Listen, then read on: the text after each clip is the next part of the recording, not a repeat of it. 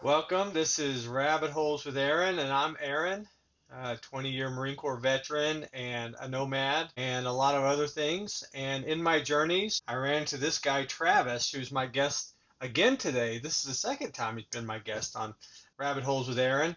A good friend.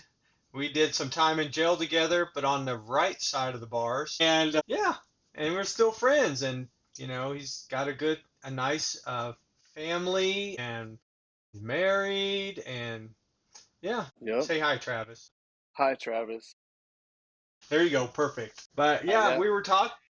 Go ahead. Sorry. Oh, I was just gonna say, yep. It's nice to be here, and we stayed in touch over all those years, and we're just keeping that friendship going, and it's a pleasure to be here. Thank you. Yeah, it is fun. And friendship. Really, I didn't realize that friendship was going to be the key to podcast, to this podcast. Like, so many of my friendships have grown from having them guests on my shows. And I would say this friendship's the same way. Like, I get to know you better and what's going on for you and what you're facing. And I go back and listen to the podcast over and over again. And I think about, oh, wow, there was something else we could have talked about in there that I missed or whatever. So, yeah, and here we are again. And you had mentioned before that you wanted to talk about mindfulness a little bit and grounding and stuff like, topics like that. There's kind of more healthy and balance centered. Yeah, yeah. That's just a few things that I've been dabbling in just because of the work stresses and stuff like that, and Sure. used to before we had a kiddo, and we're about to have another. I was going to Yeah. the I would go to the gym 2 or 3 times a week at least, and that was kind of my way to relieve stress. And Sure. so nowadays I gotta try and get it in wherever I can, and maybe I'm going on a walk with the kiddo while he's riding his bike, and maybe I'm just trying to take in the birds that are chirping, or just Yeah. trying to be present in the moment, and which is just one aspect of mindfulness. Yeah. Paying attention. Yeah. Yeah. And paying attention is really paying yourself, right? It's paying yourself so many benefits, whether it's being alert to a dangerous situation, or it's like you're talking about paying attention in nature and the birds. And sometimes you get out in nature far enough, you got to start paying attention for your own survival. You're Yeah, looking yeah. for mountain lion tracks or whatever. But yeah, paying attention is so powerful. Yeah, so like in my line of work, you have to pay attention, but it gets to the point of hypervigilance, where you're just always Sure. you're paying attention, but it's not necessarily to small the small your breath and stuff like that. I mean, you're more like Sure. looking for threats and potential threats, and just trying to put yourself in a position of advantage. Whereas, the mindfulness stuff, you're that stuff is kind of out the window, the Yeah. hypervigilance state, which Sure. so you can see how it can have a drastic effect on your Yeah. overall well-being and reducing stress levels and stuff like that. So that's just something that came up earlier today when I did go on a walk with the kiddo, and I don't know how far we can dive into it because I'm no expert, but I just thought it Yeah. popped up into my mind, and it really helps me out. Okay. I think it's so important, and I think it's something that everybody is kind of missing out. Well, most people are missing out of in their daily lives, of just taking a moment, taking a breath. I think they call it the maybe the slang is take a beat, take a beat, take a I A don't know, moment. moment. Yeah, a moment of calm and just allow you kind of get to open up your senses to the other things that are out there.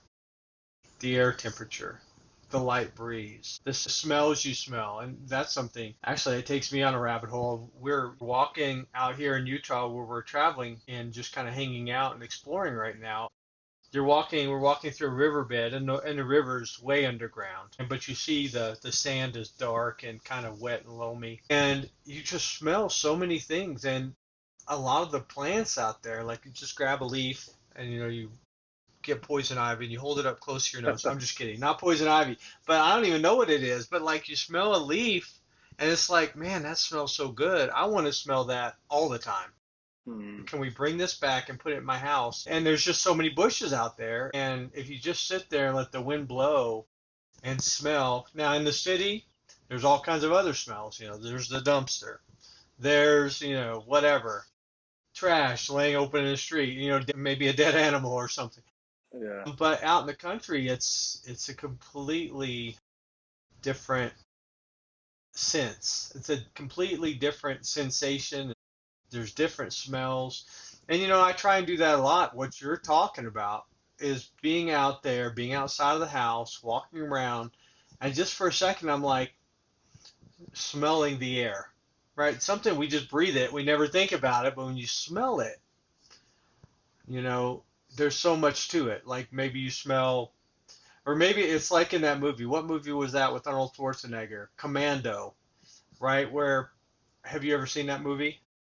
I've seen pieces, but I was just a youngin' back then. I'm sorry, yeah, yeah, exactly. But let me tell you some history here, from this seasoned older guy. Just a snippet of it. In the beginning, like he's up in his like out of the way, off the grid kind of cabin or whatever, and these people are coming to take him out. He says something, and he doesn't. And, as far as you can tell, I think his daughter's there or something. He just kind of doing stuff outside, and maybe he's chopping wood. I don't remember. And all of a sudden, he just kind of looks up and he looks around. He's like, and you can see him smelling. Of course, it's overacted because it's in the movies, but he's smelling, and and he's like, get inside, whatever, and gets into an ambush position, and then these guys show up, and he says something about, well, how'd you know we were coming? And we're like, well, I smelled you. No way. Right? The wind brought body odor has a Yeah. distinctive smell. You're not like, oh, okay, that's the maple tree. No, it's definitely like a mix of human body odor. It has a distinctive smell. And just the other day, I was outside and I was like, what's that smell? And it wasn't a person, but there was nothing out there, and it smelled didn't smell like the trees or anything else. And so I went to investigate it. But yeah, so, and it didn't turn out to be anything big enough to talk about. But still, it's like we disengage from that. We're like, my nose and my mouth are for breathing, and we don't really pay attention anymore. I mean, I'm sure if you sat there and concentrated, because I see the brick house behind you, and you smelled, you could probably smell what the bricks smell like, smell what the air comes across a tree smell like, you know. And you're gonna do it, and you'd be like, I smell body odor. Okay, well, never mind. Well, whatever. Go take a shower. But yeah, But but yeah, but that's yeah, that kind of goes back to using all your senses, to be present and focus on what's in front of you. Kind of like when we talked about listening. You mm. can listen with your ears, listen with your nose, your eyes. So yeah, using all of your senses. And what I like about it when you talked about mindfulness is just kind of focusing on this moment and on the things you sense. And the more things you start noticing with your senses in this moment, the more it draws your thinking and in all of who you are into this moment. And what I have found is this moment is never a bad place. It's never, maybe I'm hungry in this moment, but I'm alive, and I'm sitting in a chair that's pretty comfortable. And as I work my way out, all of a sudden the things of the past or the worries of the future just kind of, they go to where they belong, in a non-existent place. We went through the things in the past, but we don't have to live through them anymore. We survived them already. The things in the future, we can't predict the future. We don't know what's going to happen. Mind wrapped around it. But if you just keep walking and staying in this moment, the theory and the thought behind it is the future takes care of itself. If I take the best care I can in this moment of myself, the future takes care of itself. You know, Yeah, it's a lot of moments strung together. yeah, and which would it would cause you not to be as anxious or fear what's going to happen or worry about the past. So I foresee myself after this, kind of really diving into it and seeing Yeah. how it can benefit me, because it seems as if it only is beneficial. Yeah. I mean, I guess the fear with it is that we're going to sink into some kind of mindful trance and we're not going to be ready when something comes up, right? But I'm finding the more I try and live in the present, the more I'm ready for whatever comes into the present. As a matter of fact, in the present moment, I start to focus on preventive maintenance for things. Yeah. Like in the present moment, like a warning pops up on my truck, bing. You know what happened the other day or a couple weeks ago? A warning popped up on my truck, and it binged and it kept binging, and it said, in 50 miles you're going to be limited to 45 miles an hour. Okay, a DEF problem or a DEF malfunction, right, on my diesel truck. And so, but it did it then. But I knew when that warning popped up, I was like, let's put something on the calendar to take it in and get it checked. In that moment, I got that warning and I got that message, and I made a plan to handle it and got it on the calendar. And we took it in, had it looked at, and everything else. Now I don't have to worry about it because I got it taken care of. Hmm. But that moment, in this moment, and everything catches up with you in a moment too. So it's not like for the faint-hearted, and it's not super easy mode for life, because when you finally calm into this moment and get your breathing under control and like sending your senses out to detect what's going on, you're going to be bombarded by all the things, probably I would think, that you haven't taken care of yet. Boom, boom, boom, boom, boom, boom, boom. Maintenance on the car, and oh yeah, I forgot to mow the backyard or whatever, and just all the things you have to do pop up because we don't pay attention to those things. We just like, Hmm. well, I'll take care of it later. Procrastination. What do you think? Yeah, it reminds me of the thoughts that were popping into my head earlier whenever I was being mindful on that walk. I was like, I gotta do this, and I gotta do this. So I got a list of things to do. Yeah, yeah. Well, and maybe that's what mindfulness is all about. It's about trying to catch up with things we haven't resolved yet, unresolved things. Yeah. So I don't know what it is, but it could just be human nature or just the way that I went about things growing up. But procrastination, that's a real struggle for me. So maybe Well, let's go ahead. I was gonna say maybe the preventative maintenance that mindfulness has, being present and whatnot, of the things popping up of what you got to do. Maybe ultimately it'll help me overcome the lifelong struggle. Yeah. Well, I mean, procrastination, I was going to say a second ago. It's waiting till you're, yeah, what is it? There's a cute way of saying it. Like, waiting till you're the very best person you can be before you do whatever. I would wait till I was the very best person I could be to do my research paper, you know, or whatever for college class or whatever. And that's a nice way of saying it, but really it is. I mean, in our mindful moment, we have that option of I need to schedule this and get it taken care of, or I just no, I don't want to do it, and we just ignore it and put it back in the queue. So the next time we're mindful, they're going to keep popping up, right? And I guess that's maybe a definition of peace is I've handled everything.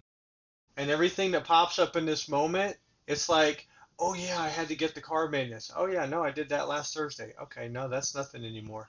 And I don't need to worry about it for 2 or 3 months or whatever. And so, when you schedule those things, maybe you take them out of that queue, and maybe you can, in mindfulness, instead of like a million billboards popping up in front of your brain, it would be like, this is a pretty nice moment. I don't know. What do you think? Yeah, I think I can see how if you do put some attention to those thoughts and start knocking them out, that it would bring you would bring you more peace, you know. So I mean, but then there's the other side of the problem, and that is sometimes there's so many things to do that it is impossible to do them all. Or maybe there's other limits, like maybe like you said, you get a new fence, it costs a lot of money. Well, maybe now you can't exactly go straight over there and get a new motor in your car or whatever, because we all have financial limits, and so yeah. But I think it's important. It seems like to me it's important that if I have things pop up when I'm trying to be mindful, then it's responsible. But here's another concept I'm going to throw at you, since it's, rabbit holes, and another rabbit hole that I've talked about and thought about is taking care of your future self. And I saw the TikTok video, and he talked about particularly a TikTok video, and he talked about he gets his clothes ready for the next day, he sets them out, he gets everything ready, to make his breakfast and sets it out, gets the coffee pot ready to go. That way, when he wakes up in the morning, it's almost like he's got a butler. He has become his own butler. And in that way, it frees up so much thought, and it frees up being able to forget it.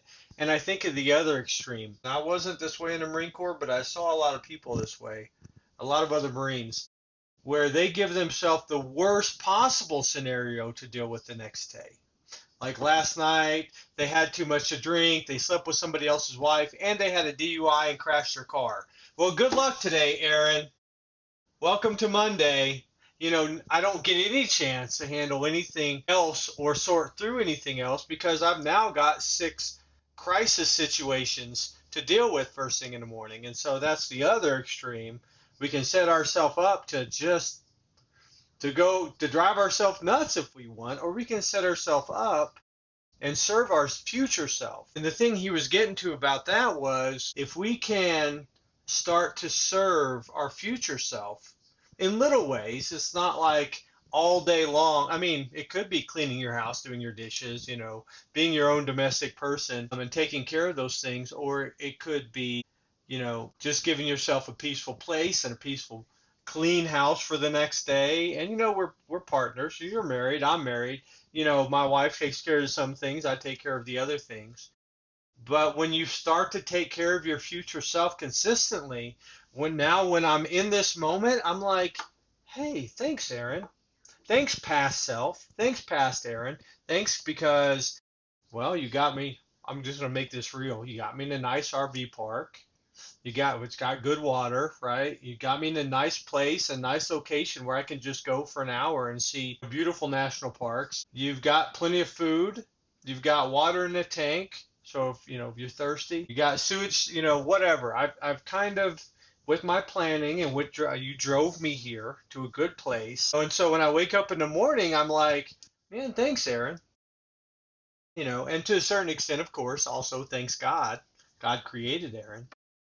God created everything. I'm picking amongst the things He created, and to give myself good stuff. But He gave us a planet and our body and our mind and relationship with Him and all these opportunities. It's just the gratefulness just continues to build and build and build to realize in this moment, and it can be ridiculous. You could take it to the smallest possible level, but what do you think about that? As us serving our future selves, and then our present self can be grateful. yeah, there's somebody I follow on social media, and he's an advocate of doing daily. What's he call them? He calls them fitness dailies, and Hmm. so he'll do like 10 minutes of leg raises every day for not for 90 days or something, and he'll do like 3 minutes of dumbbell curls, and it's just those daily small workouts. That's what gives him the most bang for his buck, and it staying consistent and doing the little things allows him to continue his fitness journey and keep getting better and better and healthier and stronger. And so Sure. he's, taking care of him future self just by doing the little things every day. Once you get into it, I've kind of picked up on those fitness dailies. Once you get into it, you find out that you can see the benefits, you know. You can see yourself changing or getting stronger, or maybe a vein pops out of your arm. More definition. Right, exactly. But yeah, it has a significant impact, and it's just from doing something very small in a short amount of time consistently. Yeah. And I've enjoyed that too. I don't do it with any weights, but also that brings me back to like running because we've talked about running and you referred me to the book Born to Run and I read it all the way through and I started running, but after I finished Born to Run, I got barefoot shoes to run because that was the main point of the book, one of the main points. But I realized when I was running one time, because you get all this time to think when you're running, although you don't think as fast, at least I don't. And I thought running is pretty amazing because it's like 100 different body weight exercises, where you're doing thousands of reps, Hmm. right? And maybe we're just talking about lifting your knee up for the next stride.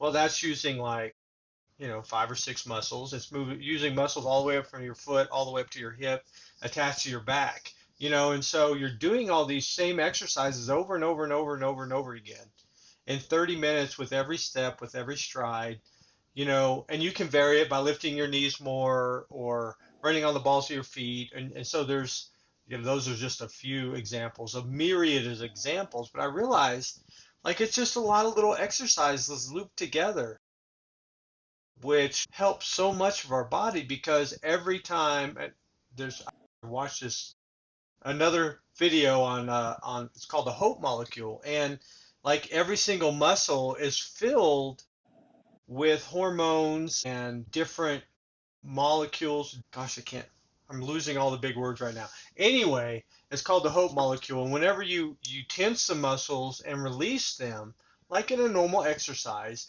it releases important things into your bloodstream that help you feel better, that help your body heal, that help your mood and stabilize you. And it's so funny that society seems to be moving the opposite way, right? And I'm not saying nobody's exercising. There's a lot of people at the gym. There's a lot of people running, not everywhere, but throughout the world, throughout America and throughout the world, different by each state. But like so many people, the place in their mind where they want to be one day is sitting in a lazy boy watching whatever they want with no work and no responsibility. And like, if you think about it, our body is not made for that. Our body is made to endure and develop and adapt to almost any hardship, almost any climate. And it does perhaps adapt to the lazy boy and the remote, right? But you can see all the muscles die or atrophy and get smaller. So you can't use them very well when you do, and they're not coordinated and not very strong. But also, you don't get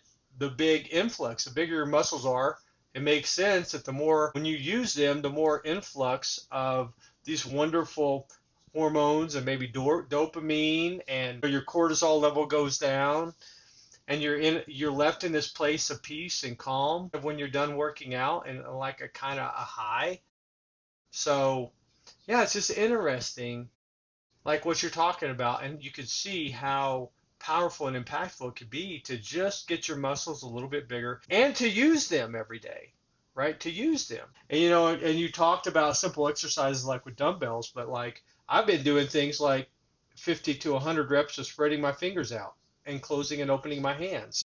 Yeah. And I'll tell you, get the rep 50 and you'll be like, can I even do any more? And it's burning and it's hurting and I'm just working on grip for that. And I guess I saw some videos where they were just doing 100 simple exercises. Do 100 leg lifts a day. Do 100 this, kind of similar to what you're talking about, but it was with no weight. And I was like, well, that makes sense, especially with what I understood about running and how, it is body weight, but it's just so powerful. I mean, it'll change your whole life if you start running. If you don't believe me, read the book Born to Run, right? Yeah. Well, did anything stand out to you in there? Anything else in that topic of the little workouts that you wanted to explore? I can't think of anything. Okay, no, that's fine. I like to, nobody can, maybe the listeners can't see you rocking in the chair, but it's super relaxing just to see you. I'm like, you know what? Usually, I guess I'm stressed out, like, oh no, we got to have another topic. What are we going to do? But this time I'm just like watching you rock in a chair and I'm like, you know what? We could just let that sit for a second. Let's see what happens. Yeah. No, I mean, sorry, it went past me. We might have to edit No it out. problem. No problem. No, we're not going to edit nothing. I mean, well, the AI will cut out big gaps, so don't worry about that. But yeah, it's interesting and it makes me really appreciate the body that I have, and that everybody has a body. And I've had to stop people because they'll say, I lost all my money, I'm fired, I've lost everything. And I'm like, it's so ironic to me that if a person can say that, they haven't lost everything. They just don't realize what they've got, right? A priceless piece of equipment that auto adjusts. It's so seamless, we don't even realize what a gift it is, you know? Right. Yeah. Yeah, which reminds me of the importance, kind of going back to taking care of your future self just by, working on your physical fitness or whatever else. So I guess that kind of wraps that up. Yeah. Well, yeah, there's so many. I mean, let's see, where else? I've got so many rabbit holes in here. Well, comfort was the one I've been talking about lately, and how it seems like it's where everybody wants to go is to be comfortable, or that's the aim of everybody's life. And if they're a little uncomfortable, then they're complaining about it and fussing about it. Maybe they're waving a sign around. Here's the thing, people are just so afraid they're going to be uncomfortable that they're up in arms. And they're not even uncomfortable right now. Like if they settled into this moment, they'd be like, yeah, I just had lunch. Man, I feel like taking a nap. Life is good. And then they're like, but it might not. And then there's the news, of course. It's like, well, it might not be good next year when we're in nuclear holocaust. Oh my gosh, what am I gonna do? I better go buy canned goods and make a prepper and get a prepper shelter underneath the ground behind my house. And so people seems to be easy to draw them into being afraid of not having comfort in the future Yeah. when this moment is just fine. Yeah. Yeah, But I talk.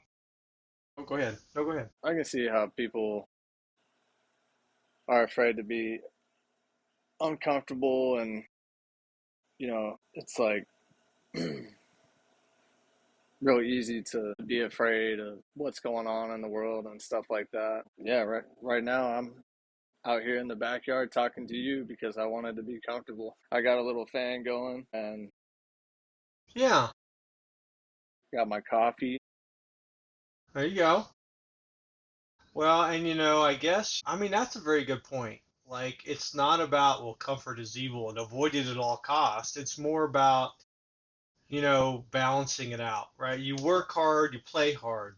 You go out there and you're uncomfortable, and then you come back home and you get to be comfortable for a little while, right? Yeah. I remember when I first retired. I was like, I am going to sit around, play video games, watch movie, and eat pizza all day long. When I retired from the Marine Corps, I was 39, and I thought this is going to be the best life ever, right? No work. I don't have to go back to work if I live cheap, or whatever. And this is going to be great. And it's great for about 2 weeks. And then you just get like comfort overload. And it's just like, I don't want to play video. I don't feel like playing video games. I'm tired of eating. I'm tired of watching movies. Man, give me something important and meaningful to do again, please. And then I went out and got a job. Incidentally, that's how I met you, right? Because I had taken 3 months off, pretty much paid vacation from my previous job because I had done so much overtime work and they rolled it into leave days and stuff. And so I had 3 months and I was sitting there for 3 months and I was like, man, this is miserable. Give me something to do to get out of the house. And that's when I got involved with working at the jail and everything else and went through that process. And it was fun and it was interesting and I met people like yourself and that are still friends. And Terrence, we're still friends to this day, from that place. Yeah. And really, it's funny. I got a job for something social to do, to get me out of the house. And it was uncomfortable, sure. It was like the night shift, with people that nobody that wanted to be there. The guards didn't want to be there really. The inmates definitely didn't want to be there. And, but it was in that misery too that it was, you make some good relationships. You get to see who people really are. Yeah. But yeah, so there's a balance. For sure. You had a comfort overload and then put yourself in a uncomfortable situation Yeah. to balance out.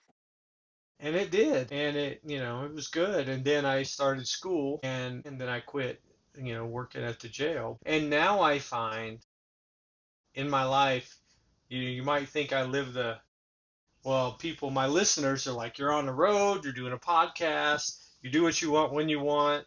Yes, but I'm very careful to include hard work in there, like one way or the other. When I was back in Texas, like I would stay and hang out with a rancher friend who had cattle, so I could go out and work on the cattle, or we built things, or it was hard work. You're sweating 7, 8 hours a day, and the work was the pay because when you go out and do something that uncomfortable and work hard, as you work hard a lot at your job, then you almost deserve to do nothing on Saturday, right? You come home and you don't even feel like a piece of crap when you take the whole day off and don't do anything except maybe rocking the rocking chair on the back porch. Just like, you know what? I worked hard. And so I try and throw a little hard work into every day so that, and I'm always open to it. Working side by side with somebody, working hard, man, that it balances everything out. And also it makes the best friendships. It makes the best relationships when you work hard side by side with somebody. It like bonds you together in a certain way, I Yeah. think. What do you think? Yeah, I will say that, I've worked some manual labor jobs in my past, and when I was when I was going to school, and whenever I did get hired on to work in the jail, I went from working hard with other people and, having those friendships and going out and hanging out afterwards and stuff like that, to working in the jail and kind of being more by yourself and sitting down for a lot of the time, which that was a shock to me. And it even crossed my mind at one time. I was like, I don't know if I can do this.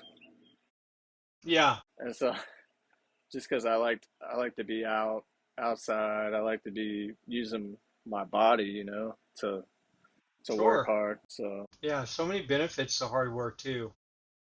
Now every time I'll get out and I'll start doing something, I'll start sweating and start dripping on my glasses or whatever. And this is in Texas, where it's humid and everything else. And I'll be like, man, I got to go back inside in the air conditioner. I'm dying out here. And I thought, and I realized, and this is just the other day, I realized, hey, I'm sweating out toxins. I'm sweating out all those preservatives from the food. I'm sweating out probably alcohol, or maybe not. I mean, I don't drink that much alcohol. I have I have experienced that in the past where you just sweat out the alcohol. Mostly it was with the Marines around me on a run first thing in the morning after they drank till they, passed out the night before, and it smelled like a brewery on the run. But yeah, you sweat out the toxins. yeah, It's a bonus. Like you're doing yourself a favor by doing hard work, you know. yeah, and that kind of loops back around to talking about how amazing the body is and the Yeah. processes that are always going on and healing and Yeah, it really can take a licking and keep on ticking, takes a beating, which is why I throw running in my week and on a schedule. I only run like three days a week, but like why I throw running in there is because you get out there, you sweat, it's hard, you get to push yourself to new levels. You can sprint a little bit, you can walk for a little bit, you can run for a little bit, and at the end of the time, You do it for an hour, you do it for 30 minutes. At the end of the time, you just feel great. Man. Oh, and really, to bring it full circle to some other things we're talking about, you're giving your future self a little bit better body, a little bit better mind. Sweating out those toxins, making the muscles stronger, a better state of mind, balancing out the comfort time. Yeah, there's a lot of good things happening there. Obviously, I'm an advocate for running, and you run, so it's not like I'm preaching at you, but it's just amazing, the body. Yeah, how's the altitude been affecting your body up there? Oh, that's crazy. Yeah, you pretty much feel like crap for a little while when you first get here. Like we went for a run in New Mexico. It was beautiful. We were on our way here and we were in New Mexico. I think it was called Wagon Wheel, New Mexico, outside of Moriarty. Not sure if you're familiar. I'm not, but it's pretty cool because you got the interstate running and there's this old access road that really isn't that connected to anything anymore. And so I ran out on this access road for a mile and a half straight out and ran back, but I was sore for days after that. I was not usually sore for days, but yeah, there's something about the high altitude. And I'm sure there's studies, and I haven't even looked or dabbled into it at all, except that my body hurt worse. And I was like, 2 days later, I was like, man, it still hurts when I walk. What the heck? And so, but I'm gonna run. I'm gonna run today somewhere, out here in Utah, and we're at 7,000 feet here. So Yeah, I'm sure it has something to do with the oxygen, yeah, and not the getting enough way oxygen. the way your body was using and consuming the oxygen. Were you a little winded at all? Yeah. Yeah, you couldn't get enough oxygen. But the cool difference between it and where I was at in Texas, with Texas, the air was so thick with humidity that it was like you really couldn't fit enough. You feel like you couldn't breathe enough air in. But New Mexico, and probably here too, it's so thin that you can take a deep breath. Not as much oxygen in it, but you can take a deep breath. It feels, the sweat evaporates right off your body and cools you like instantly. Hmm. Um, yeah, so there's all kinds of differences. But once again, I didn't have to go into a shop and get my high altitude legs out. It's just you already have it all built in. You can adapt to it. Yeah, that's amazing. And when you run at higher altitude, your lungs stay bigger for a couple weeks afterwards. So you get down to a low altitude again, you run, you're not even winded. That's what I've heard. I haven't really tried it out, but I'm probably gonna try it out now. Yeah, I think it's legit because a lot of the professional athletes, they'll train up for a big event and they'll run up to higher altitudes and do all their training Yeah, leading up to their big event to try to give them an advantage. right. Yeah, it's kind of a natural advantage. Well, and I think I read about that in a book a long time ago, Clear and Present Danger by Tom Clancy. This was before you were born. It probably was. But yeah, it talked about special forces and how they would go to like a mile high, and they did all their training and their sniper training, and they ran and everything else, and then they went down to Colombia or somewhere low altitude, and it just gave them more endurance and carrying all that gear and all their ammo and stuff. But I mean, that's Tom Clancy. I don't know if that's. I know it's real because I've heard about it, but that's where I first heard of it. But yeah, it's a fiction book. I never read any Tom Clancy's, but I know the big one was the Rainbow Six. Yeah, yeah. He's made a lot of video games out of that too.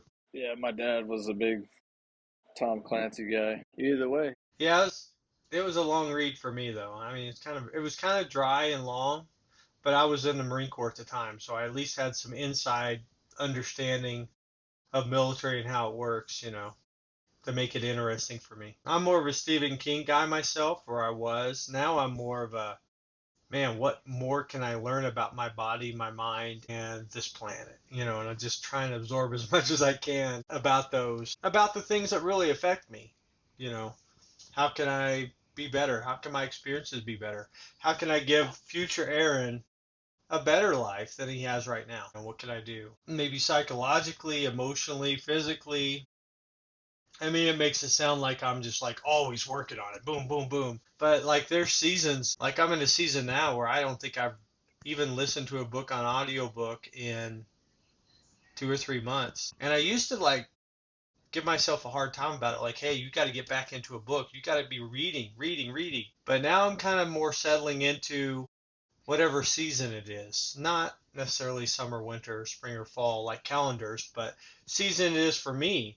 Because there was a season where I've noticed there's like a season that I get into reading and man, I cannot read enough. And I'm absorbing it all and I'm talking about it and what's the next book in the queue and just moving and moving and moving. And then it kind of there comes a time when I'm like put out a book and my mind's wandering and I'm like maybe I just need to process some of the stuff and not read anything new right now. And it's like it comes out of my gut. And so I'm just honoring it. I'm still learning, watching TikTok videos, talking to people in conversation, which is one of the most fun ways to learn, right? Yeah. Speaking of, do you have a Patreon? What was it that you advertised I was this podcast advertising on? Patreon. I still have a Patreon, but it's just I kept doing polls on it. It is just the Patreon is Rabbit Holes with Aaron, but there wasn't much interest. Like I had one friend and one family member Oh, that okay. were looking at it, and even when I put a poll on, nobody would even answer a poll. Like, what would you like the next episode to be about? This, or this, and nobody answered. And I'm like, okay, maybe I'll focus on that when I have more listeners or whatever. I don't know. But yeah, some people have talked about that. Why? Have you heard about Patreon?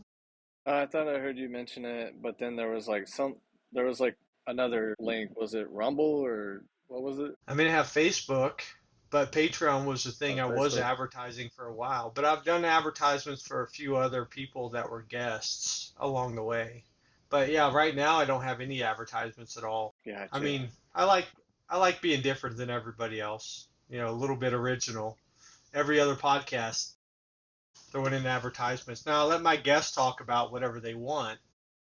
If they want to talk about a book they've read or if they want to talk anything. I mean, you want to talk about a charity that's helped you out or anything like that.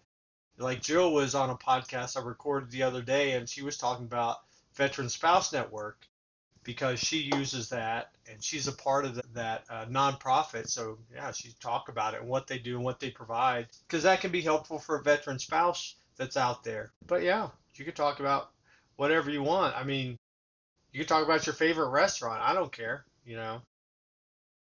Give a good shout out to the city of Denton or something like that. I don't know what you want to do, but you're my guest. Yeah, I'm hosting. not quite sure where I was going with that, but I listened to an episode and I Yeah. thought, see, I don't have anything other than Facebook and Instagram, and I thought I heard you mention something. I couldn't remember if it was if you want to, get more involved and see, interact with you more. So I wasn't quite sure what the Yeah. platforms do, and that's just where that came up. Okay. No, that's a good question. I appreciate you bringing that up. And yes, you can still go to Patreon. There is an episode on there that is not anywhere else. I was going to just release a lot of episodes only to Patreon, but I released that one and nobody really listened to it. And there was nobody coming to my Patreon. So I just I put the pause on that, I guess. But it's still there. And if people pop on, there's a special disc. If they become a member, they can listen to that episode. I'll put more episodes just for Patreon on there. And Gotcha. also, they can talk about topics. There's this, if they join there, I think it's $5. They can become part of the Discord chat room where they can just chat with me openly about stuff and maybe be a guest or whatever. See where it goes. But I am on Facebook at Rabbit Holes with Aaron Yeah. on Facebook, and Well, you know about that probably. But yeah. so are you planning on doing some pottery or beekeeping while you're traveling around? No, the bees are at a friend's house, being taken care of, and the pottery is kind of in storage right now. We're not doing anything with pottery while we're on the road. Okay. We're doing the podcast. So this podcast, and we're starting the one with my wife. That's what we got going on. Awesome. visiting people.